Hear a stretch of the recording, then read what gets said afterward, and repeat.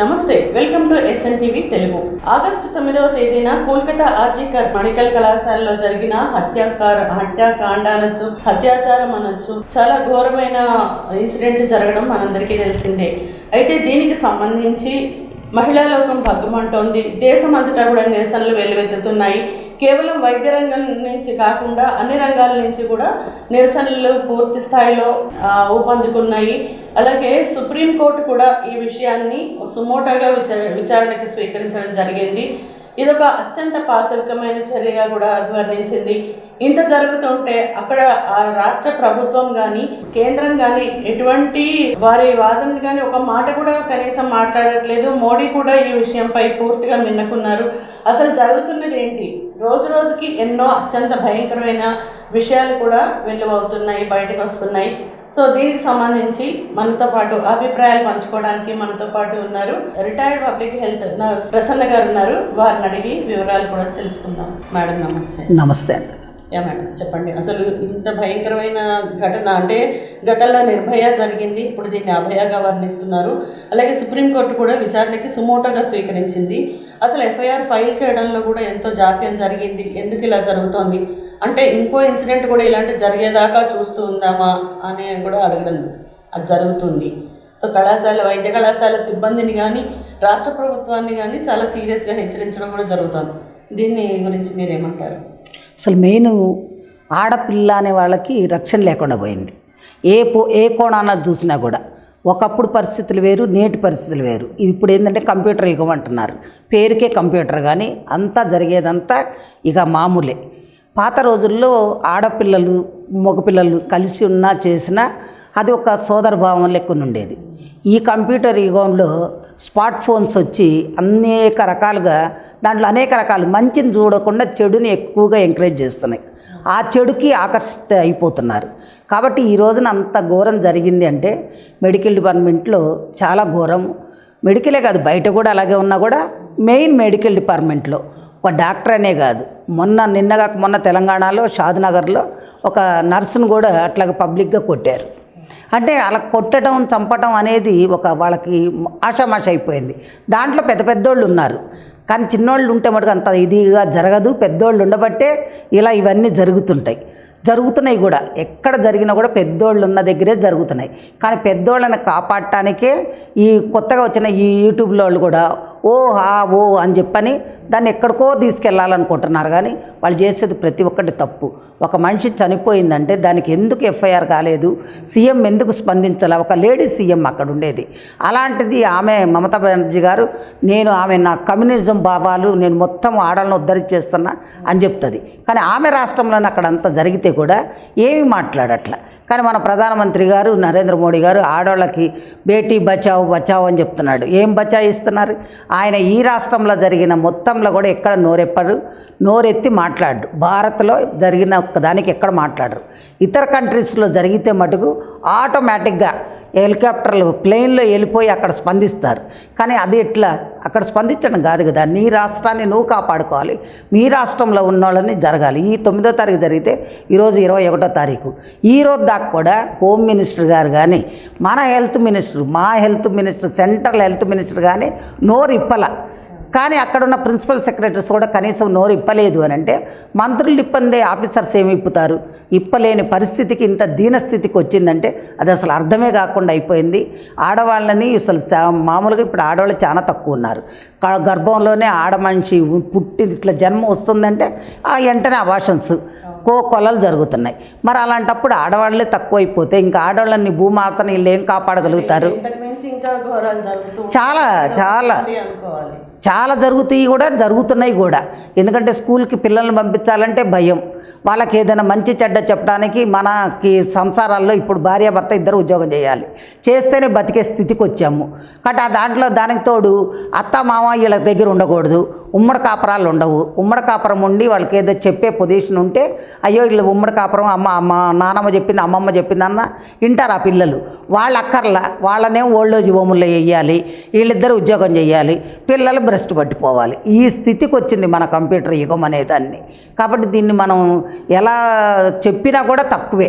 కాబట్టి మనం అనేది ఏంటంటే మెయిన్ తల్లిదండ్రులు మనం గౌరవించి మనల్ని వాళ్ళ దగ్గర పెట్టుకొని మనం ఇద్దరం ఉద్యోగం చేసిన పిల్లలు స్కూల్ నుంచి రాగానే ఇది మంచి ఇది చెడ్డ, అమ్మమ్మ ఇది నానమ్మ ఇది అని చెప్పుకునే స్థితికి మనం తీసుకురావాలి మన పిల్లల్ని. రాబోయే తరాల్లో ఇంకా భయంకరంగా అయిపోయే సిచ్యువేషన్ వచ్చింది అని అనుకోవాల్సి వస్తుంది. నిన్న కాక మొన్న స్కూల్లో కూడా ఇలాగే మనం పేపర్లో టీవీలో చూస్తున్నాం. కానీ ఒకటి మీడియా వాళ్ళకు కూడా చెప్పేది, దయచేసి కొంచెం ఉన్నదాన్ని మీరు ఎక్కువగా చేయమాకండి, కానీ న్యాయంగా చూపెట్టండి. వాళ్ళు ఎఫ్ఐఆర్ ఎందుకు చేయలేదు అనే దాన్ని గట్టిగా దాన్ని చూపెట్టాలి. దాని వెనకాల పెద్దవాళ్ళు ఎవరున్నారు. మరొక విషయం ఏంటంటే, దీనిలో జరిగిన ఇంత హత్యాకాండ జరుగుతుంటే కూడా ఒక ఆత్మహత్యగా చిత్రించాలని చూశారు. అదేనమ్మా, ఫోన్లో మీ అమ్మాయి ఆత్మహత్య చేసుకుందని చెప్పారు. అదే అంటే మేము జరిగిన తర్వాత దాన్ని ఆత్మహత్యగా ఎలా చూపించాలనుకున్నారు.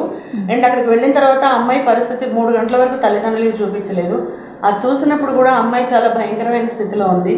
సో ఇంత జరిగితే ఒక అమ్మాయి ఆత్మహత్య చేసుకోవాలనుకుంటే అన్డ్రెస్ అయ్యి చేసుకోదు కదా, ఇంకో రకంగా చేసుకోదు కదా, అంత భయంకరంగా చేసుకోదు. సో ఏ విధంగా పోలీసుల్ని వీళ్ళు మభ్యపెట్టాలనుకున్నారు? అసలు పోలీస్ వ్యవస్థ ఏ విధంగా పనిచేస్తుందంటారు ఈ రకంగా చూస్తే? పోలీస్ వ్యవస్థ అంత బాగా పనిచేస్తుందని మటుకు అనుకోవడానికి లేదమ్మా మనం. ఎందుకంటే వాళ్ళు డబ్బు ఉన్న వాళ్ళకి ఒక లెక్క, డబ్బు లేని వాళ్ళకి ఒక లెక్క. ఆ అమ్మాయి పేదమ్మాయి కష్టపడి చదివి అంత లెవెల్కి వచ్చిందంటే దాన్ని చాలా గొప్పతనంగా మనం భావించాలి. అట్లాంటి వాళ్ళకి సపోర్ట్ ఇవ్వాలి, ఎంకరేజ్ చేయాలి. నేను కూడా చెప్తున్నా కదా, నేను ఒక పోలీసు ఆయన కోడల్నే. కానీ ఒకప్పుడుకున్న పోలీసులకి ఇప్పుడు పోలీసులకి చాలా తేడా ఉంది. ఇప్పుడు పోలీసులు ఎక్కువ 90% రాజకీయ వ్యక్తులకి సరిపడ్డట్టు పనిచేస్తున్నారు. అది కాదు, ఎవరి బిడ్డ అయినా ఆ స్థానంలో మనకు తప్పు జరిగితే మన ఇంట్లో బిడ్డలు అక్కడ ఉంటే ఎట్లా ఉంటుంది అనేది ప్రతి ఒక్క మానవుడు కానీ కాన్సెప్ట్ చేస్తే, ఎంప్లాయీ కానీ ఎవరైనా కానీ, అప్పుడు ఆటోమేటిక్గా సమాజం బాగుపడుతుంది, సమాజంలో మనం కూడా బాగుపడతాం అనే కాన్సెప్ట్ చూడాలి కదా. అట్లా చూసేవాళ్ళు ఎంతమంది ఉన్నారు? ఎవ్వరు లేరు. ఈ రోజు కూడా మన ప్రధానమంత్రి నోరు ఇప్పలేదు అని అంటే అసలు ఆయనకి దాని గురించి అర్థం కాలేదని అనుకోవాలి. ఒకటి, కనీసం హోమ్ మినిస్టర్ అయినా మాట్లాడతాడేమో అనుకున్నాం, ఆయన కూడా నోరిప్పల. సరే, అంతా అయిపోయింది. హెల్త్ మినిస్టర్, ఆయన మెడికల్ కాలేజీలకు ఉన్నవాళ్ళే. ఆ కాలేజీలు గవర్నమెంట్ కాలేజీలైనా ప్రైవేట్ కాలేజీలైనా దాంట్లో ఉన్న ప్రిన్సిపాల్ని బయటకు ఇమీడియట్లీ ఎట్లా ట్రాన్స్ఫర్ చేస్తారు? ఏ బేస్ మీద చేస్తారు? ఆయనకు తెలిసే ఉంటుంది కదా, పలానోళ్ళని చేసి ఉంటారు అనేది ఆటోమేటిక్ తెలుస్తుంది. ఇవాళ రేపు సీసీ కెమెరాలు ప్రతి దగ్గర ఉన్నాయి, మరి అక్కడెందుకు లేవు? అక్కడ వేరే దగ్గర ట్రాన్స్ఫర్ చేయడం ద్వారా కొన్ని సాక్ష్యాలని మాయం చేయొచ్చు అనే కాన్సెప్ట్ ఏమైనా ఉంది? అంతే కదా. ఇప్పుడు ప్రిన్సిపాల్ని అక్కడి నుంచి పంపించాడంటే అంతే. ప్రతి మెడికల్ కాలేజీల్లో, ప్రతి కాలేజీల్లో ఈ డ్రగ్ మాఫియాని బాగా అమ్ముతున్నారు కాబట్టి, ఆ డ్రగ్స్ సప్లై జరుగుతుంది కాబట్టి దానివలన ఇవన్నీ వాళ్ళ అమ్మాయికి తెలిసి ఉంటే, చూసి ఉంటే అలా చేసి ఉండారు అనేది అందరు అనేది కూడా అదే అంటున్నారు. ఆల్మోస్ట్ అలాగే అనుకోవచ్చు కూడా. ఎందుకంటే ఎక్కువ కలకట్టాలో చాలా మటుకు అదే డ్రగ్ ఎక్కువ సప్లై జరుగుతుంది అనేది అందరూ వినేది కూడా అదే, చూసేది కూడా అదే. కాబట్టి ఒక సీఎం అయి ఉండి, లేడీ సీఎం అయి ఉండి, ఆవిడ మాట వస్తే బ్యాగ్ వేసుకొని రోడ్డు ఎక్కుద్ది. ఇట్లాంటి దానికి ఎందుకు ఎక్కలేకపోయింది, ఎందుకు స్పందించట్లా, ఎందుకు మాట్లాడలేకపోతుంది అనేది అది అర్థం కావట్లా. కాబట్టి ఆమె కూడా స్పందించాలి. ఎవరి బిడ్డ అయినా బిడ్డే. ఆమె పక్కన ఆ తల్లిదండ్రి పక్కనున్న ఆమెను కానీ తీసుకెళ్లకుండా ఉంటే అది కూడా తెలిసేది కాదు.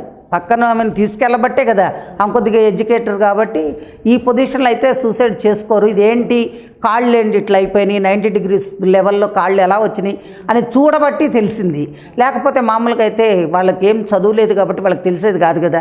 మాఫ్ చేయాలనే అనుకున్నారు, కానీ అట్లా ఎంతమందిని మాఫ్ చేస్తారు? దేవుడు అనేవాడు గొప్పోడు, దేవుడు ఉన్నాడు కాబట్టే ఇలా బయటకు వచ్చింది. కానీ ఇప్పటికైనా సుప్రీంకోర్టు సుమోటోగా తీసుకుంది కాబట్టి సుప్రీంకోర్టులో వాళ్ళకి మనం గౌరవపదంగా వాళ్ళని గౌరవించాలి. కానీ మెడికల్ డిపార్ట్మెంట్లో పై స్థాయి డాక్టర్ దగ్గర నుంచి కింద అటెండర్ దాకా కూడా అందరికీ రక్షణ కల్పిస్తేనే ఈ రోజుల్లో పనిచేయగలుగుతారు.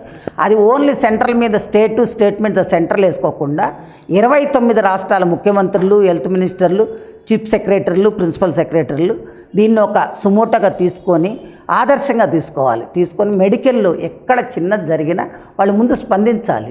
ఆ స్పందనే జరగట్లా. ఖాళీ వీళ్ళు అసలు ఎట్లా చెప్తున్నారు? ఒక యూట్యూబ్లో అయితే 150 grams స్పామ్ వచ్చిందని చెప్తున్నారు. మరి ఆ యూట్రస్ ఉన్న వెయిటే అంత ఉన్నది, మరి అంత ఎక్కడి నుంచి తీసుకొస్తారు? తెలియకపోతే ఉంటుంది.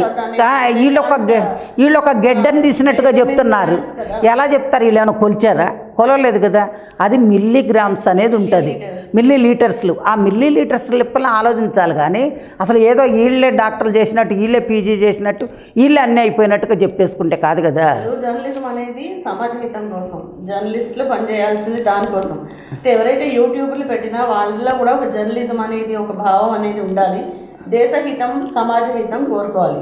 సో ఆ పాయింట్ ఆఫ్ వ్యూ ఆలోచించకుండా కేవలం టీఆర్పీని దృష్టిలో పెట్టుకుని వ్యూవర్షిప్ని పెంచుకునే దీనిలో ఒక మహిళని ఇంత హీనంగా చిత్రించడం కానీ, అక్కడ జరిగిన మారణకాండ ఏదైతే ఉందో దానిలో కనీసం ఏమాత్రం ఒక దయాజాలి లాంటివి లేకుండా ఒక పైశాచికత్వంతో దీన్ని అన్ని చేస్తున్నట్టుగా మనకు కనిపిస్తుంది.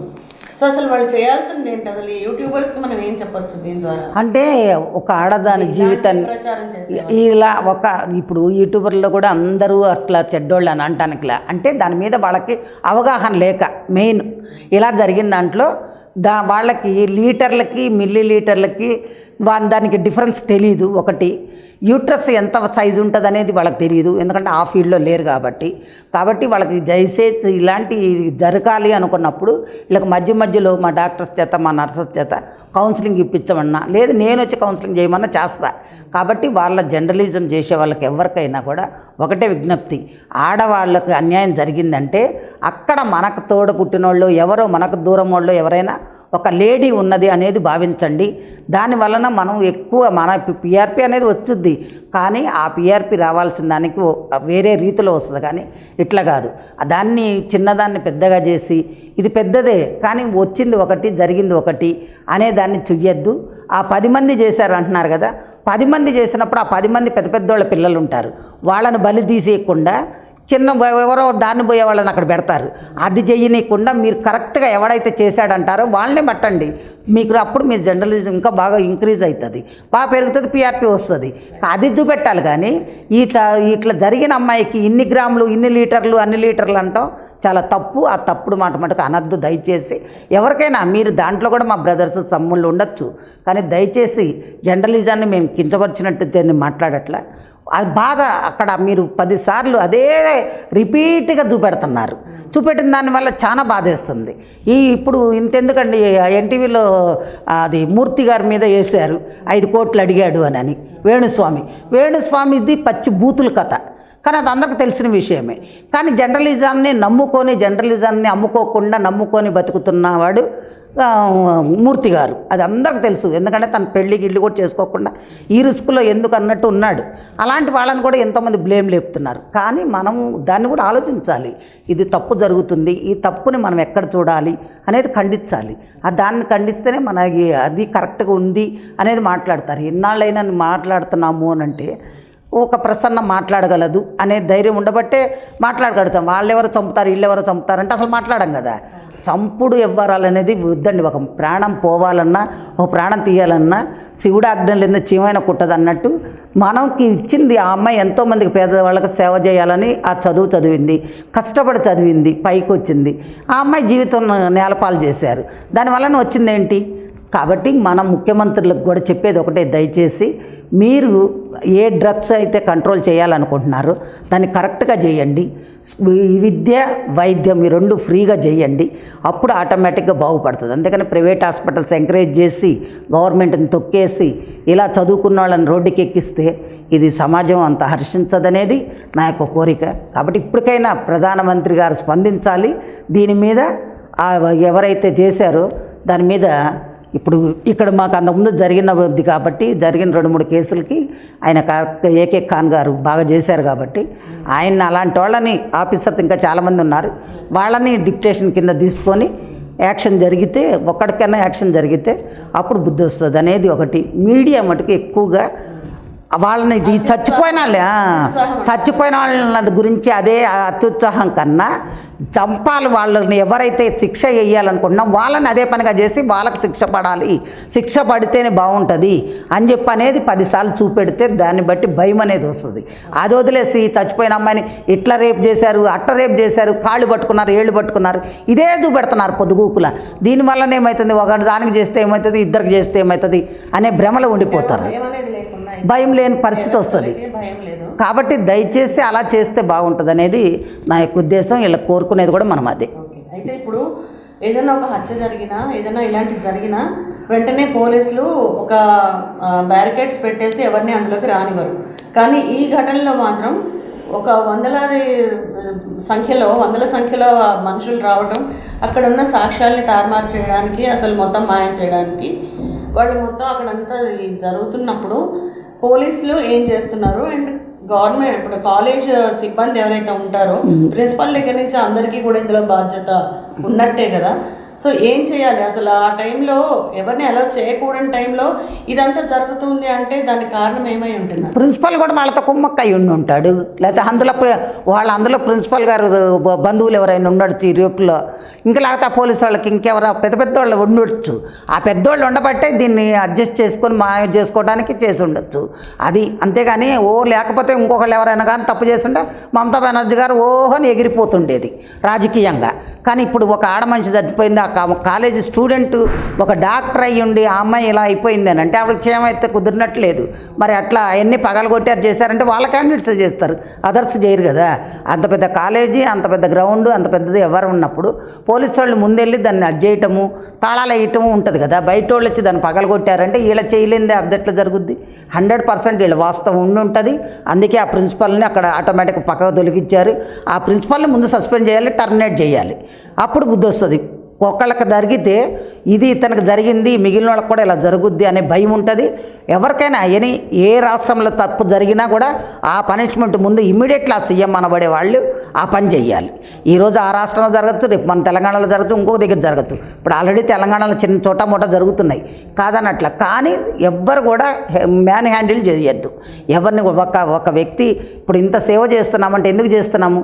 పిచ్చోళ్ళే కాదు కదా, అంత చదువుకొని కష్టపడి వచ్చి 10 మందికి మంచి రోగం రాని చెడ్డ రోగం రాని అన్నిటికీ చేస్తున్నాము అని అంటే మనం చెయ్యాలన్న సంతృప్తితోటి, మనకు ఆత్మవిశ్వాసంతో చేయగలుగుతున్నాం. అలాంటప్పుడు వీళ్ళని మ్యాన్ హ్యాండిల్ చేసుకునే హక్కు ఎవరిచ్చారు? మీరు అడగండి. 10 సార్లు కాదు 100 సార్లు అయినా మా పిల్లలు చెప్పడానికి ఓపిక ఉంది, చెప్తారు. అట్లాంటప్పుడు దానికి కూడా కరెక్ట్గా ఒక బెడ్కి 10 బెడ్స్కి 3 సిస్టర్లు ఉండాలి రూల్ ప్రకారం. 10 బెడ్లు 100 బెడ్లకు ఒక సిస్టర్ ఉంటుంది. ఇంకా అట్లాంటప్పుడు అభయం చేస్తుంది, ఈ 100 మందికి సమాధానం చెప్తుందా? ఇవన్నీ చూస్తుందా? బడ్డన్ ఎక్కువైపోతుంది. వాళ్ళు ఒకసారి ఇసుక్కోవచ్చు. దానికి వాళ్ళను పెట్టి కొట్టడం చేయటం చేస్తే కూడా బాగాలేదు. అందుకని ఇది మంచి పద్ధతి కాదు. ప్రజలకు కూడా విజ్ఞప్తి అదే. కాబట్టి పాతకాలం లెక్కన ఇప్పుడు అంతా కూడా రాబోయే తరం కూడా ఉమ్మడి కాపురాలు ఉండండి, అత్తమామను చూసుకోండి. మన పిల్లలకి వాళ్ళ రక్షణ ఉంటారు. అంతేగాని ఆడపిల్లల్ని ఇట్లా చంపుకుంటా పోతే రాబోయే రోజుల్లో ఒక మగబ్బాయికి ఒక ఆడమ్మాయికి 4 మగపిల్లలు ఉండే పొజిషన్ వచ్చింది. ఆడపిల్లలే కరువైపోయారు. ఆడపిల్లలు కరువైపోతే ఎంత బాధ ఉంటుంది? అది అర్థం కావట్లేదు సమాజానికి. మన గౌరవ ప్రధానమంత్రి నరేంద్ర మోడీ గారికి ఆయన దగ్గర ఎంతసేపటికి ఇదే కథ కనిపిస్తుంది. ఎవరినైనా బాగు చేద్దామనేది లేదు. భారత్ బచావ్ అంటుండు. బేటీ బచావ్ భారత్ బచావ్ అంటే ఎక్కడ అవుతుంది? ఏం జరగట్లేదు కదా. కాబట్టి ఇది ప్రధానమంత్రి గారు కూడా ఆయన పార్లమెంట్లో కూడా దీన్ని ఒక చట్టం కింద తీసుకురావాలి. ఆ చట్టం తెస్తేనే బాగుపడుతుంది అనేది మా యొక్క కోరిక. ఓకే, అయితే ఇప్పుడు చివరిగా అడుగుతున్నాను. నిర్భయ కేసులో నిందితులు ఎవరైతే ఉన్నారో వాళ్ళని పట్టుకోగానే వాళ్ళని ఎన్కౌంటర్ చేశారు ఖాన్ గారు. సో ఇప్పుడు అదే ఖాన్ గారు కానీ సజ్జనార్ కానీ అక్కడికి డెప్యుటేషన్ మీద పంపించి ఈ కేసు విషయంలో అక్కడికి పంపిస్తే ఏమైనా న్యాయం జరగచ్చని కొంత మాట మనకి బయట వినిపిస్తోంది. అయితే దీనివల్ల న్యాయం జరిగేందుకు అవకాశం ఉందా? అసలు ఎవరైతే నిందితులు ఉన్నారో వాళ్ళని పూర్తిగా బయటికి తీసుకొచ్చేందుకు అవకాశం ఉందంటారా వీళ్ళు వెళ్ళడం వల్ల? ఏం చేయాలి? అండ్ అలాగే వైద్యులు కానీ వైద్య సిబ్బంది కానీ మరి ఏ రంగం కానీ వీటికి సంబంధించిన అంటే ముఖ్యంగా మహిళలు బయటికి వెళ్ళి పని చేసుకోగలగాలి, వాళ్ళ ఉద్యోగాలు వాళ్ళు చేసుకోగలగాలి అంటే ఎటువంటి ప్రోటోకాల్ పెడితే బాగుంటుంది? దానికి కేంద్రం ఎలాంటివి చర్యలు తీసుకుంటే బాగుంటుందని మీరు అనుకుంటున్నారు? ఏం లేదమ్మా, చట్టపరంగా ఒక చట్టం అనేది తీసుకురావాలి. ఆ చట్టం తెచ్చిన తర్వాత ఆ చట్టాన్ని తీసుకెళ్ళి అక్కడ పడేయకుండా చట్టాన్ని బంధువర్గానికి చుట్టరకంగా చెయ్యొద్దు. ఎవడు తప్పు చేసినా ఈవెన్ ప్రధానమంత్రి కొడుకే చేశాడు అనుకోండి, ఆ నిలువున షూట్ చేయాలి. అప్పుడు వస్తున్న బుద్ధి వస్తుంది. ఇప్పుడు అవుట్ ఆఫ్ కంట్రీలో వేరే దుబాయ్ ఉంది, అక్కడ ఉంది, తప్పు చేశారనుకోండి వాళ్ళు అక్కడ నిలువున కాల్చేస్తున్నారు కదా. మరి మనం ఎందుకు చేయలేకపోతున్నారు? అట్లా చేయండి ఒకళ్ళిద్దరికి, ఎందుకు చేయలేరు అంటే మనం చంపటం అని కాదు, వాళ్ళని మనల్ని చంపేదాకా రానికుండా చెయ్యాలి. ఇప్పుడు ఒక చట్టం వచ్చాక ఆ చట్టం వస్తుంది, ఆ జీవోని అక్కడే పడేస్తున్నాం. కానీ దాన్ని ఇంప్లిమెంటేషన్ చేయడానికి ఎంతమంది చేస్తున్నారు? హాస్పిటల్స్ మీద వాళ్ళు ఎంతమంది నిఘా పెడుతున్నారు? మనం ఎప్పుడు దాచుకుందాం అనే వ్యవహారం చేయకుండా అందరూ బాగుండాలి, అందులో మనం ఉండాలని కోరుకున్న మంత్రులు ఎవరన్నా అయినా, ఆఫీసర్లు ఎవరైనా అయితేనే సమాజం బాగుపడుతుంది. అట్లా ఉండే వాళ్ళు ఎవరున్నారు? ఎంత కాడకి సర్వీస్ అయిపోయి దిగిపోయే లోపల 1000 కోట్లు దోసుకుందాం సంపాదిద్దాం అంటున్నారు. చచ్చే నాటికి ఎవడైనా పడబెట్టేది 6 అడుగులు దాంట్లోనే. కానీ అది ఆలోచించట్లా. మనం చచ్చిపోతే పడేది అందులోనే ఉండేది, మనకు 6 గజాలే వస్తుంది, 6 మీటర్లో 6 సెంట్లో వస్తుంది కదా, దాంట్లోనే ఉంటాం మనం అని 4 కోట్ల. కానీ 1000 కోట్లు సంపాదించాలనుకుంటున్నారు. ఆ సంపాదన కాదు కదా మెయిన్. కాబట్టి ఎవరికైనా న్యాయం చేయాలి. ఈయన కాకపోయినా అక్కడ కలకత్తాలో కూడా బ్రహ్మాండమైన ఐఏఎస్ ఆఫీసర్స్ ఉన్నారు, వాళ్ళకి ఇచ్చి చూడమనండి. వీళ్ళ చాయిస్, వాళ్ళకి ఫుల్ పవర్స్ ఇస్తే వాళ్ళు చేసేది చేస్తారు. కానీ ఇవ్వట్లేదు కదా. అట్లా ఇచ్చిన రోజున వాళ్ళు కూడా న్యాయం చేస్తారు, చేయగలుగుతారు. మరి ఆ మాట చేయమనండి, మమతా బెనర్జీ గారు చెప్పమనండి, చెప్తారేమో. ఆమె లేడీ సీఎమే కదా. మరి తమిళనాడులో కూడా అప్పుడు దాంతో జయలలిత చేసింది, జయలలిత అట్లాగే చేయించిందా? జయలలిత గారు ఒకసారి చిన్న విషయం, ఒక చిన్న విషయం ఒకసారి స్కూల్లో కాలేజీలో జరిగితే నాకు తెలిసిన, అప్పుడు ఆమె 10 years బ్యాక్ ఇమ్మీడియట్లీ అతన్ని ప్రిన్సిపల్ని టర్మినేట్ చేసింది. మళ్ళీ వాళ్ళని కూడా అది చేసింది, యాక్షన్ తీసుకుంది, ఇమ్మీడియట్ యాక్షన్. అందుకనే క్రైమ్ ఎక్కువ లేదు తమిళనాడులో, మన దగ్గరే ఉంది. ఎందుకని మరి అక్కడ తమిళనాడు వాళ్ళు అది చేస్తారంటారు. వాళ్ళు ఇడ్లీ సాంబార్ అమ్ముకున్న నీట్గా ఉన్నారు. మరి మనము అన్ని రకాలు చేస్తున్నా కానీ ఇట్లా అయిపోయాం, దౌర్భాగ్య స్థితిలోకి వచ్చాం. ఎందుకని ఆ రాష్ట్రానికి వచ్చేది ఏంటి, మన రాష్ట్రానికి రాంది ఏంటి? అన్నీ ఉన్నాయి. మనం చదువుకున్న దాన్ని ఉపయోగించాలంటున్నాం, కానీ ఉపయోగించట్లేదు కదా. ఎక్కువ ఈ డ్రగ్ అనేది ఎందుకు వాళ్ళు కూడా వాడాలి కదా, వాళ్ళు ఎందుకు వాడట్లేదు? తమిళనాడు కేరళలో కూడా వాడాలి కదా. ఎక్కువ మనకి ఇక్కడ ఎందుకు ఉంటుంది, మహారాష్ట్ర ఇటు సైడ్ ఎందుకు వాడుతున్నారు? ఇవన్నీ కంట్రోల్ చేస్తే ఆటోమేటిక్ సెట్ అవుతుంది. సెట్ చేయాలంటే మనం కూడా, సీఎం గారు కూడా అదే చూడాలని కాదు, పెట్టే వాళ్ళు ఉంటారు కదా, విజిలెన్స్ వాళ్ళ కిందే ఉంటుంది, ఇంటెలిజెంట్ వాళ్ళ దగ్గరే ఉంటుంది, సీఎం కిందే ఉంటాయి. అవి ఎందుకు పని చేయట్లేదు అంటున్నాను నేను. అవి పని చేస్తే కరెక్ట్గా మనందరికన్నా బిఫోర్ వాళ్ళ దగ్గరికి వెళ్ళిపోవాలి మ్యాటరు. రేపొద్దున ఇలా జరుగుతుందని విజిలెన్స్ వాళ్ళు చెప్పడానికి కదా ఇంటెలిజెంట్ వాళ్ళు ఉండేదే అందుకు. మరి ఆ డిపార్ట్మెంట్లను ఎందుకు నిద్రపుచ్చుతున్నారు మీరు? నిద్రపుచ్చొద్దు, వాళ్ళు చేయాల్సిన పని అది, వాళ్ళు చెయ్యాలి. ఇప్పుడు యుద్ధం చేయడానికి అక్కడ ఆ దేశాల్లో మన పిల్లలందరూ ఎల్లున్నారు, వాళ్ళంతా కాపాడుతున్నారు. వేరే దేశాలన్నీ కాపాడుతున్నప్పుడు మన దేశాల్లో మనం ఎందుకు కాపాడుకోలేకపోతున్నాం అనేది మనం ఆలోచించాలి. అట్లా ఆలోచిస్తే ఇదంతా సక్సెస్ అవుతుందని ఎవరికి, ఏ ఆడపిల్లకు కూడా జరగదు. కాబట్టి ప్రతి ఒక్క వ్యక్తి, ఆఫీసర్ కానీ ఎవరైనా కూడా ఆలోచించాల్సింది ఒకటే, అందరూ బాగుండాలి సమాజంలో, అందులో మనం ఉండాలి, ఆనాడు బాగుంటుంది అనేది ఆలోచిస్తే ఎక్కడ ఈ దొంగతనాలు జరగవు, ఈ దోపిడీలు జరగవు, ఒకరినొకరిని ముంచుకోవటం జరగదు, ఆఫీసర్లు అనేది ఇది ఉండదు. ఒక ఆఫీసర్ పైకి వస్తే ఇంకో ఆఫీసర్ గుంజుతాడు, ఒకళ్ళకి ఇంకొకటి వస్తే ఇంకొకళ్ళు గుంజుతారు. అలా కాకుండా అందరూ కరెక్ట్గా ఉంటే ఇది ఇంత దాకా రాదు. పోలీస్ వ్యవస్థ బాగుంటుంది, అన్ని వ్యవస్థలు బాగుంటాయి అనేది నా యొక్క అభిప్రాయం. Thank you so much. Thank you. నమస్తే. సో ఎన్ని నిరసనలు వెలువెత్తుతున్నా, ఎన్ని చట్టాలు చేసినా కానీ ప్రభుత్వం కానీ, ప్రభుత్వ యంత్రాంగం కానీ, అధికారులు కానీ ఒక నిజాయితీతో పనిచేస్తే, ఒక అలసత్వం లేకుండా కనుక పనిచేస్తే కొంతమంది మహిళలకైనా న్యాయం జరిగేందుకు అవకాశం ఉంది. అలాగే కేంద్రం కూడా ఈ విషయంలో ఇంకా జాగ్రత్త తీసుకోవాలి. లా అండ్ ఆర్డర్ని ఇంకా పునరుద్ధరించే విధంగా చట్టాలు రూపొందించడం కానీ, దానికి తగిన సిబ్బందిని రిక్రూట్ చేసుకోవడం కానీ, ఇలాంటివి జరగడం వల్ల కనీసం ఇప్పుడు జరుగుతున్న వాటిలో సగమైన మనం అరికట్టడానికి అవకాశం ఉంది. మహిళలకు కొంత కాకపోతే కొంతైనా న్యాయం జరిగేందుకు అవకాశం ఉంది. సో ఇది ఇవాల్టి డిస్కషన్.